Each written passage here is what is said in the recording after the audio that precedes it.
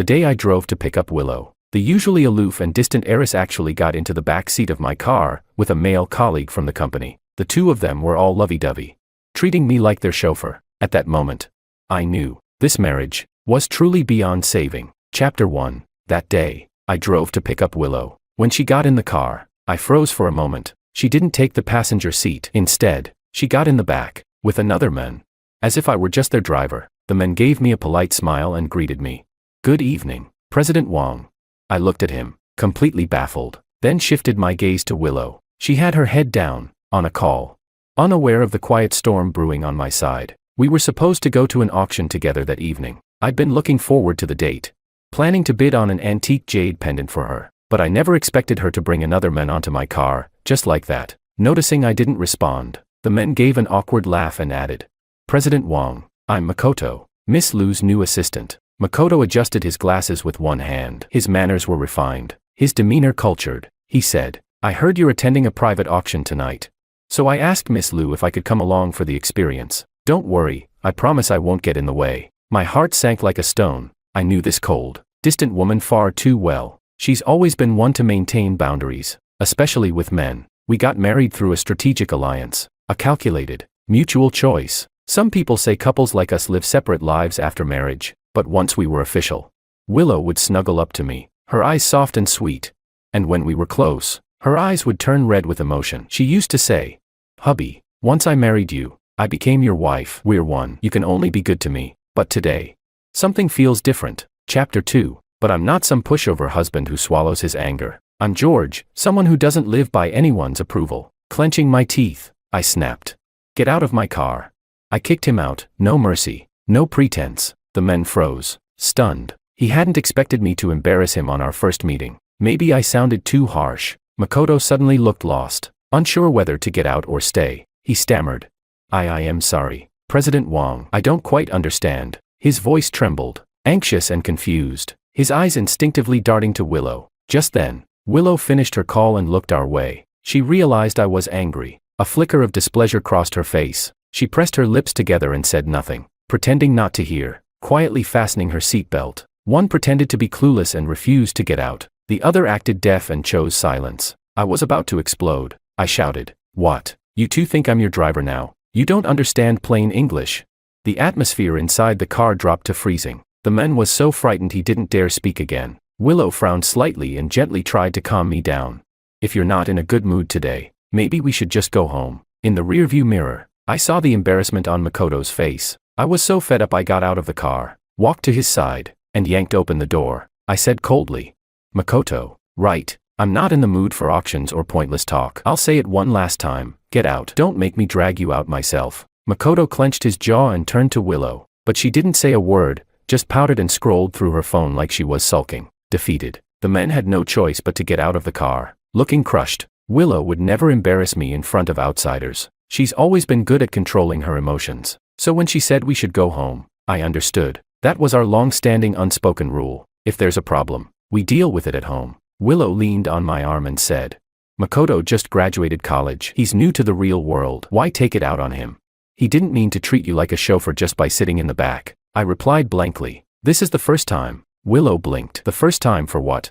I said, "All these years. This is the first time I've seen you get that close to another man. You say he's just young and clueless sitting in the back seat. Then why were you sitting back there with him?" That's when Willow finally realized what I was really upset about. Everyone in our circle knows how incredible Willow is. She's had countless admirers, but she always kept herself clean. And before me, she never dated anyone. Willow gave a soft smile and shook my arm playfully. Didn't think I'd ever see my husband jealous. Then she tiptoed up to kiss me, apologizing in a coy, gentle tone. "I'm sorry, it really was my oversight. But he's just a colleague, nothing more. And nothing will ever happen between us." She looked up at me, her gaze sincere and steady, as she made her promise. Chapter 3. I'm not stupid. Even though I've only met Makoto once, I could tell, this guy definitely has feelings for Willow. I thought giving him a hard time the first time we met would be enough. But the next day, I found out the jade pendant I'd secretly bid on through an agent at the auction had ended up in Makoto's hands. David, Lu Corporation's executive assistant, sent me a photo along with a screenshot from WeChat. In the photo, the antique jade pendant was resting in Makoto's palm. He wasn't just holding it, he was flaunting it. His eyes were cold, But his lips carried a smug little smile. That expression, it screamed satisfaction. The kind of glee you get after revenge. Clearly, after the humiliation he suffered yesterday, someone had decided to make it up to him. The WeChat screenshot showed a post from Makoto's Moments feed. Thanks to Big Sis Willow for the soul-soothing wisdom. She told me, if you work hard enough, what's meant for you will come. Time to stay strong and win myself a rich, classy goddess and reach the top of life. Yes ma'am, my lady boss. Followed by a string of muscle flex emojis. In that moment, I swear I could feel my blood turning to ice, as much as I hated to admit it. He'd pissed me off, successfully. It felt like someone had cracked a precious jade I cherished. The feeling was disgusting and strange. For a second, I actually wanted to hop into my Lamborghini and drive straight to him. Just to slap him across the face, twice, but when I looked at my own hands, I realized how cheap it'd be to get worked up over some low-level nobody. So instead, I called Alex, the guy who sold the jade. Alex sounded ecstatic on the other end of the line. He practically swore an oath. President Wong, don't you worry. Even if I have to dig out the whole damn Kunlun mountain, I'll find you enough jade. I'll send everything to you today. That very same day. Before work even ended. Every single employee at Lu Corporation's headquarters, except Makoto, received a lavish gift from me, a jade pendant worth 200,000 yuan. Men got guanine, women got Buddha. 46 people in total. It wasn't as rare as the antique piece from the auction. But what mattered was equality. Everyone got a share. David handled it all with expert finesse. As expected, once they received their gifts, everyone posted WeChat moments with captions like, "Thanks to President Wong for the chicken soup for the soul. He says that making the right choice is more important than just working hard. I'm clenching my fists, ready to strike down the corporate slaves and stomp on those who glorify self-sacrifice. At your command, my honorable godfather." Again, with a flood of emoji fists. Of course, people were happy to play along. A few secretaries and executive office staff, always the heart of company gossip, were grinning ear to ear, posting stories and pics with their new jade bling. Some clever ones even added their own spicy touch to the captions. As long as the medical bills are covered, I'll fight wherever President Wong points. Secretaries and assistants might not have much real power in the company, but their word-of-mouth influence, absolutely terrifying. In less than half an hour, everyone in the company knew that President Wong had just gifted 200,000 yuan worth of jade to everyone. Everyone, except Makoto. As for the reason, the office gossip machines were already spinning at full speed. Two colleagues sitting next to Makoto glanced over at him and snickered meaningfully. Makoto's face turned ghostly pale. He was practically squirming in his seat. He looked like he'd been publicly humiliated. Clutching the antique pendant tightly, he stood up and rushed off to the bathroom, with laughter trailing behind him like smoke. Acting on impulse, he ended up returning the pendant, untouched. Chapter 4. Willow had just finished a call with her father. When she turned around, she saw Makoto frowning as he handed the pendant back to her. She asked, puzzled, "What's wrong?"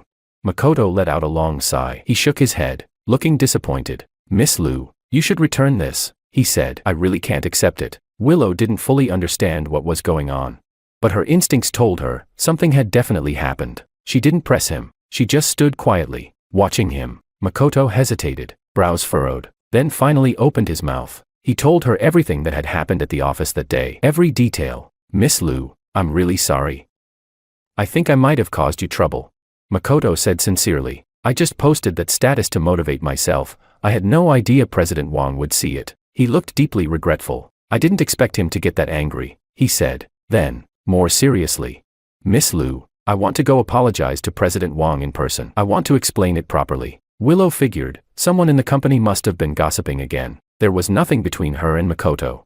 But some people just love to stir the pot, and now George had caught wind of it. "That's just too much," Willow muttered, frustrated. That evening, Willow came with Makoto. The man was clearly nervous, eyes darting everywhere but mine. Willow pressed her lips together and said, "Makoto wanted to come talk to you, clear the air face to face." She tucked a lock of hair behind her ear. "Honey, Makoto's just a colleague. I only gave him the pendant you got me because of what happened yesterday. It was just a gesture, to make peace with you, nothing more." I popped a few peanuts into my mouth and took a sip of baijiu. Makoto bowed deeply. "I'm sorry, President Wong," he said. He looked absolutely terrified, like he'd walked into a disciplinary hearing. "President Wong, please, don't take it the wrong way. It's my first time receiving something so valuable. I got excited and let it get to my head. If I did anything to upset you, just tell me, I'll fix it, I promise."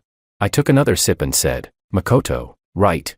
He nodded slowly, sneaking a glance at me, like a student waiting for a teacher's approval. Looking at this green little punk trying to act like he could square up with me, I couldn't help but find it hilarious. I said, "I'm not your teacher, and I'm not your boss. I don't have time to teach you how to behave, but Willow is my wife, so if I find out anyone's crossing the line with her, I won't let that slide. Got it?" Makoto clearly wasn't used to someone this direct. His face went pale with embarrassment. Willow grabbed my arm. "Honey, you're overthinking it. There's no way something like that would happen." She knew my personality, and what I was capable of, even if she didn't agree with how I handled things today. She understood where I was coming from. That's why she didn't argue. Instead, she let Makoto come and apologize. It was her way of lowering the tension, of asking me to let this go. We were both smart people. Sometimes, even just a look was enough to understand each other. "I get it," I said. I decided to give Willow a chance. After all, she really hadn't cheated, and the business ties between the Wang and Liu families were too deep. Divorce would cost far too much, but there won't be a next time, I added. Whoever it is, I won't tolerate it again. Chapter 5. You didn't have to deal with Makoto like that. Willow said as we were getting ready for bed. I replied, "Even if I was wrong, you should have told me first, not made a decision on your own." I looked at her through the mirror, watching her comb her hair in front of the vanity. "You knew that pendant was a gift from me," I said, "and yet you gave it to someone else. Am I not justified in being angry?" I didn't want to think about it. What if someone as beautiful as Willow was tainted? Would I still love her the same way? Willow finished with her hair and walked to the bar, pouring herself a glass of iced water. She pouted slightly. "Makoto couldn't sleep all night because of your misunderstanding. This morning, he looked so worn out. So I just gave him the pendant to say sorry on your behalf." Not a single flaw in her explanation. I stared at her in silence, cold and calculating. The cost of that jade wasn't much to me. Sure, it could be given away casually, but it wasn't about the money. It was about why him. And why apologize for me? Willow leaned her chin into her palm, tapping her cheek gently with her finger, waiting for me to respond. This was the first time we'd had emotional conflict over a third party. Our upbringing and sense of dignity had both left us exhausted by this sort of thing. We were people who cared about appearances. I frowned and said, "Willow, I love you." She paused, her fingers stilling. Clearly, she hadn't expected me to say that. "I love the part of you that's pure and untouched." I continued. "That's what sets you apart from others. You used to be so firm about boundaries, always keeping a respectful distance from men. You had a sort of emotional cleanliness. And you wanted a clean marriage. As for me, you know what I was like. I wasn't always that kind of man, but your values changed me. That's why we've always shared the same vision for life." I paused. "I hope your marriage never reaches a crossroads." "I didn't," Willow whispered, her voice full of hurt. Willow was a smart woman. She understood what I meant. So she cut Makoto off completely. She was embarrassed. So she had her father transfer him to another department. And just like that, Makoto, once an intern with potential, was reduced to the most basic grunt work. He used to get opportunities to go on business runs with senior staff. Now, David didn't even put him on the schedule. I didn't ask anyone to mess with him. But things like this don't need instruction. People know how to kiss up and step down. Leaders made things hard for him. He got excluded from the workflow. In less than 2 weeks, Makoto couldn't take the pressure anymore. He looked exhausted and constantly made mistakes at work. The turning point came after a department meeting. That day, Makoto was publicly reprimanded for a mistake. One leader after another took turns tearing into him, not just criticizing his performance, but attacking his morals, his character. The tone was vicious, relentless. They didn't even give him room to breathe. The team leader sneered, waving a file folder. "You see this line? For most people, it's the moral baseline. For you, that's like asking a saint to set the standard." Makoto kept his head down, quietly owning up to his mistake. His shoulders trembled slightly. It looked like he was nailed to the spot. And just then, Willow walked in. She'd come to the procurement department to pick up some files. The moment he saw her, Makoto grew visibly flustered. He rubbed his forehead, trying to mask the awkwardness, but Willow didn't move. She stood silently in the doorway, just watching him. In that moment, that gaze, coming from someone he admired, completely shattered his pride as a man. "Miss Liu," he muttered. His face flushed red. There was no performance, no act. Willow had always been the son he could never reach. Now, broken and humiliated, he'd nearly given up on trying. And to have her witness his downfall, that was the final blow. He stood up suddenly, kicked over the chair, shoved past Willow, and stormed out the door. Half a month. That's all it took to turn the bright, confident Makoto into a shadow of himself. That night, Willow lost her temper for the first time since we got married. She stormed into the house, knocked over a glass on the table. It shattered, water spraying across the surface. She yelled, "Why won't you leave him alone? George, I've respected you. Loved you. I've tolerated again and again your insults and cruelty toward him. What do you get out of bullying someone weaker than you? And suddenly I remembered, back when Willow was studying abroad. Her younger brother, still in middle school, had committed suicide after being bullied at school. It was a scar that had never healed, a trauma she hated with every fiber of her being. She said, "George, you disgust me. If you keep treating people like this, I won't just stand by and watch anymore." I stood there in stunned silence, watching the woman in front of me, hysterical, screaming. For the first time since we got married, Willow lost control, because of another man. The feeling was awful, like shattered glass, like spilled water, that couldn't ever be gathered again. Chapter 6. Willow brought Makoto back despite David's objections, and even fired David without her father's consent. She confronted him head-on, saying, "We Liu family don't need a traitor like you. Who are you really working for?" David could be quite stubborn when it came to certain things. He replied, "First of all, I'm the president's assistant. You don't have the authority to fire me. Second, miss, I'm working for you. Some matters, I'll communicate privately with President Wang, but only personal matters." Willow slammed the duty roster down in front of him. "Oh really? That's your excuse? Then where was your so-called professional ethics when you abused your position to bully others?" David was stunned. He knew she'd found out how he made things hard for Makoto and couldn't hide his guilt. Willow saw right through him. "My father must have been blind to trust a petty, unethical man like you, using your role to sabotage colleagues. How do you still have the nerve to stay in Liu Group?" David walked out of the office, defeated. Several veteran employees outside looked somber. They asked, "David, are you really leaving?" David forced a faint smile. "Yeah, I'm leaving. Take care, guys. See you around in this crazy world." Chapter 7. Willow and I entered a Cold War, something that had never happened before. She moved into a hotel. Makoto, now her assistant, came by to pick up her clothes and cosmetics. Seriously, Willow gets so dramatic when she's mad. No one is safe. The housekeeper had already received a call and packed all of Willow's daily necessities for her. Makoto seemed to have been scared straight by me. He took the suitcase from the housekeeper and quietly left in a taxi. Before leaving, he said, "Miss Liu asked me to give you my number. She said if you ever need anything, feel free to contact me." I chuckled. "There's nothing to contact. Tell her to stay as far away from me as possible." Makoto couldn't understand how I could still act so tough even after Willow moved out. There was confusion in his eyes, but more than that, there was smug satisfaction. The housekeeper shook her head and tried to console me kindly. "Sir, maybe just swallow your pride and apologize. Bring her back home. You two never even argue. How did things get this bad all of a sudden?"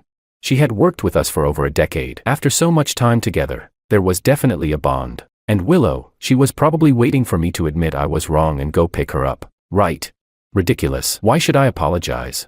Willow never came back. Makoto, on the other hand, was living it up, posting updates every day, and they were always about Willow, driving luxury cars to pick her up for work, posting private equity event invitations, photos with industry bigshots. Basically, anything he could flaunt, he flaunted. Not a single chance wasted. Every post easily racked up over 100 likes. Someone even suggested in the comments that he start a live stream to show what high society life really looked like. A few mutual friends sent me screenshots of his posts with a simple question mark. One joked, "Want to know where Willow is these days? Just check his feed and you'll get a pretty good idea." We're all smart enough to read between the lines. No one said too much. Willow and I used to attend every event together. Even if I was tied up, my assistant would accompany her. Now, the one by her side was Makoto. I didn't have the energy to reply to my friends' well-meaning reminders. I just sent back a simple thanks emoji. At the time, I was privately working with Wang Group's finance and legal teams to start the asset division process. It was a massive and complex operation.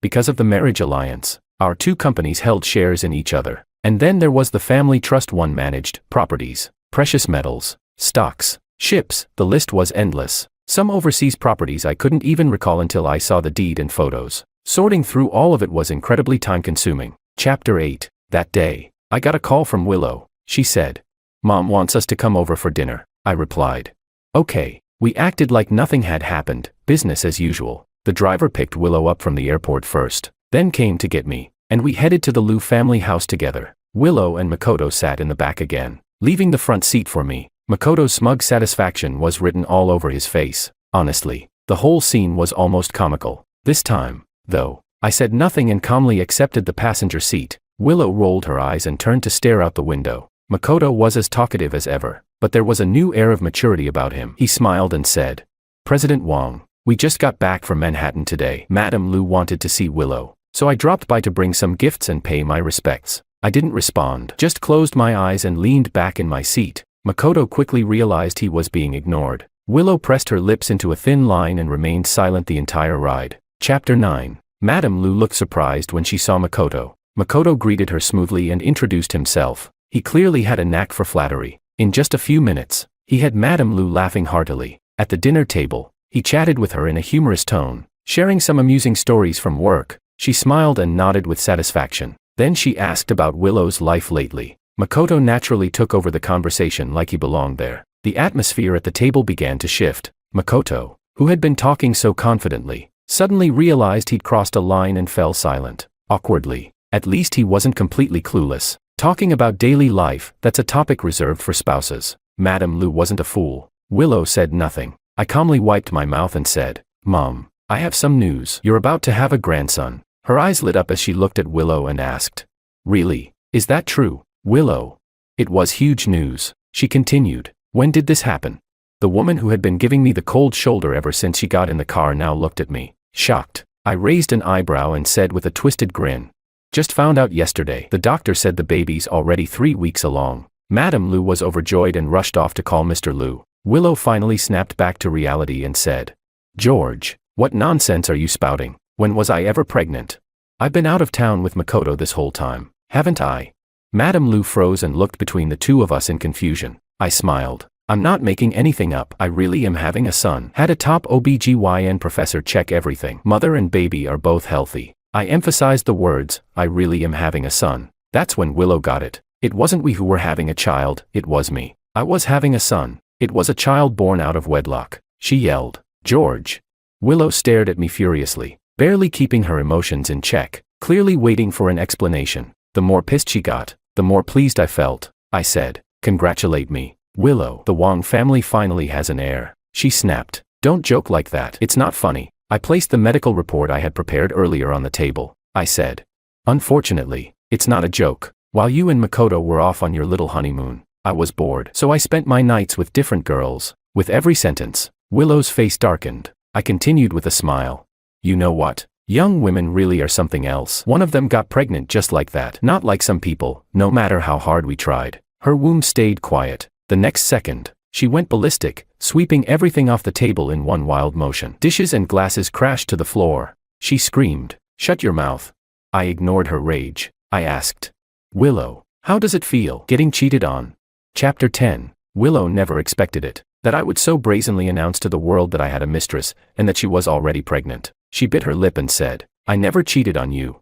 Her voice trembled, and her eyes turned red. Clearly, this news had hit her hard. She said, It was always just work. There was never any boundary crossed. I never had an affair.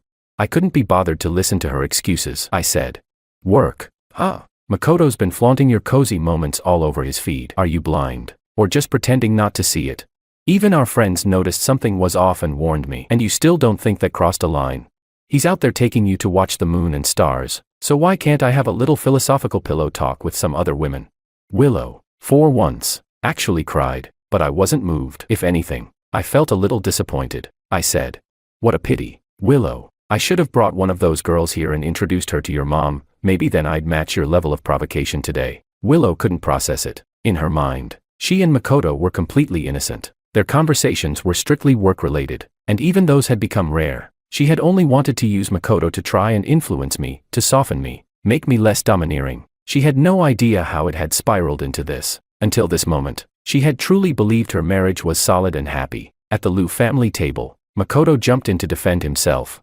President Wang, there's nothing going on between Willow and me. Madam Lu and I spoke on the phone a few times. I only took this opportunity to visit because it made work easier. To me, it was all just part of the job. You've never worked for someone else, so you don't know the grind. As her assistant, I have to cover everything. But between Miss Lu and me, there has never been even a hint of crossing the line. Makoto looked calm, like he had nothing to hide. I curled my lips into a smile. Oh really? Since we're talking about covering everything, since the first day, you sat next to Willow, made me drive you two around, and even today, had me sit in the front seat again. Is that your idea of covering everything, or did you feed it all to the dogs? I didn't hold back in exposing him. Makoto went silent, unable to respond, and I didn't let Willow off the hook either. I said. Speaking of assistants who cover everything, let's talk about David. Same role, right? Did he ever make your dad drive him around? Sit next to your mom? Did he ever take care of your mom at a hotel? You said your dad was blind for trusting David. Well, if that's blindness, then you must be brain damaged. Willow's breathing became ragged, her eyes starting to turn red at the corners. I said, let's get a divorce. Willow. Chapter 11. Willow followed me home. Makoto stayed behind at the Liu family house. Since the Cold War started, this was the first time she'd come back, but the home we once shared had already been mostly cleared out by me. Even the live-in housekeepers had been dismissed. Willow stopped in her tracks, stunned. This place we had lived in together for 3 years now felt completely unfamiliar. Only now did she realize I had been planning the divorce all along. Eyes red with disbelief, she clung tightly to my arm. George, I didn't cheat, she said. Her voice, soft and full of pain, rang in my ears. She said, let that woman get rid of the baby. Let's start over, please? I almost laughed. I shot back mockingly. Are you out of your mind? That's my son. Why would I have him aborted? My calmness seemed to stab her right in the heart. She pressed her lips together and said, I didn't do anything wrong, you know that. I yanked my arm out of her grip. Yeah, I know. You're still clean, but what good does that even do anymore? I continued. You had Makoto come to our house to pick up your things. You knew that would piss me off. You brought him to every public event. We both knew how that would look. You knew all of this. And still, you did it. You let him provoke me, humiliate me, push me until I had to give in. You said I was abusing my power. But Willow, did you ever stop to see how that so-called victim kept testing my limits, over and over? I sighed, thinking back on everything, wondering how a marriage I thought was solid had crumbled so easily. I asked, you know he likes you, right? I warned you a long time ago. Willow, there's nothing more destructive than knowingly choosing to ignore the danger. Willow trembled, barely able to stand. Her voice was barely a whisper. She choked out, I'm sorry, honey. He reminds me of my little brother. I was scared you'd turn into someone I couldn't stand. She sobbed. I never had any feelings for him. Watching her cry like that, my heart felt nothing. Maybe she really was innocent. But I wasn't interested in continuing to invest in something where the risks clearly outweighed the returns. Chapter 12. Willow refused to agree to a divorce. She even went out drinking at a bar and almost got taken advantage of. When I got the call, I had no choice but to bring her home. She was drunk, but not rowdy, quiet, almost lifeless, letting me move her around without resistance. But just as I was about to leave, she grabbed the cuff of my sleeve, her eyes reddening, and pleaded softly, honey, can we not get divorced? If you want to keep the baby, bring him home. I'm willing to be his mother. As for Makoto, big corporations have their own protocols and won't fire someone who hasn't done anything technically wrong. But Mr. Liu had clearly pushed him aside, isolating him. It was a clear signal to the outside world. This once promising young man, in just one night, had gone from the envy of everyone to the subject of private mockery. When Makoto came to find me, the confidence he once flaunted was completely gone. Gritting his teeth, he said, the day I joined the company, I saw you. That opening caught me off guard. He continued. I was the one serving you tea, standing by your side, waiting for your orders, but you just kept chatting with David and never once looked at me. His face twisted with bitterness as he sneered.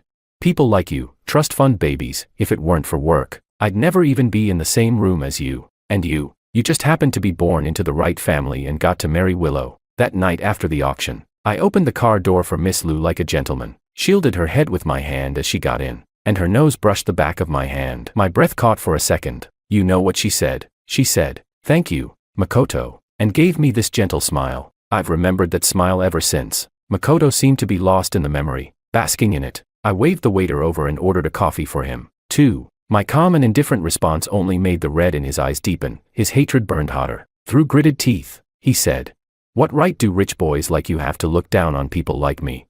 Makoto stared at me, full of contempt. You don't even deserve Willow's love. I frowned and replied, oh really? Then did you ever get it? I stayed composed, watching him fall apart, so full of childish emotions, yet desperately trying to look mature. He said, isn't it because I was about to win her over? Otherwise, why would you suddenly crack and ask for a divorce? I replied slowly and clearly. Because I had an affair and got the woman pregnant. You knew that, didn't you? You. Makoto was practically choking on his own fury. His emotions were spiraling. He shouted. You think just because you have money, you're better than everyone else? Let's call it what it is. You're nothing but a spoiled brat who lives off daddy's money. You can't even keep it in your pants. A walking scandal. You really think Willow would want to stay with someone like you? The next second, smack, I slapped him hard across the face without hesitation. I said, "First of all, yes, being rich is a big deal. Second, whatever piece of trash you are, at least I can have kids. As for you, that's questionable. And third, that slap, I've wanted to give it to you for a long time, dumbass." Chapter 13. Under pressure from the Wong Group, Willow finally agreed to a peaceful divorce. Both families held shares in each other's companies, and the strategic partnerships had been mutually beneficial from the beginning. Our fathers saw no reason to alter that arrangement. The division of premarital assets was clear and uncontested. Neither of us raised any objections. Even our shared finances after marriage were neatly sorted out by me. Willow signed the papers calmly. She was like a white swan fallen from grace, her own wings broken by her own hands, blood staining what was once pure white. We divorced with dignity, and quietly said goodbye. After the child was born, as we'd agreed, I gave her a settlement, and she left. My mom kept pressing me about the baby's mother. I never told her. There was really no need. We each got what we wanted. Since it was a boy, my parents stopped nagging me about getting married. They decided to take advantage of their youth to help raise the child and mold him into the next generation heir. As the little guy grew, he began to look more and more like me. Freed from the bonds of marriage, I lived these past few years however I wanted. I dated a few young and beautiful women, but to be honest, aside from meeting certain needs, I never spent much time on them. I had no plans to get married again. If I had free time, I'd rather spend it talking with my brothers. David still fed me updates from time to time. Makoto didn't even last 6 months before he quit on his own. But in this industry, word travels fast. No major company would dare hire him now. Willow, over the past couple of years, had become increasingly withdrawn, refusing to engage with any men. Every year at the annual shareholders meeting, my dad would ask me to return home and step in for him. I knew what my parents were up to. It amused me, but I didn't bother exposing them. After each meeting, Willow would ask me to give her a ride home, saying she wanted to swing by and pay her respects to my parents for the new year. Luis Wong loved Willow. Whenever I wasn't around, he would secretly call her godmother. Willow never stopped him. She even snuck him snacks and treats all the time. During the new year, I stayed in the country with my family. Willow would just hang around our house, refusing to leave. One day, she asked if I ever thought about getting back together. I turned her down. Marriage meant nothing to me anymore. My career came first. If anyone ever got in the way of that, it was game over. Luis, though, he visibly lit up whenever he saw Willow. He insisted on sitting between us, yelling "Mom" on one side and "Dad" on the other. I smacked the back of his head and told him to stop yelling nonsense. Willow's eyes turned red, and she was at a loss for what to do. She had 1,000 "I'm sorry's" buried in her heart, but I didn't need them anymore.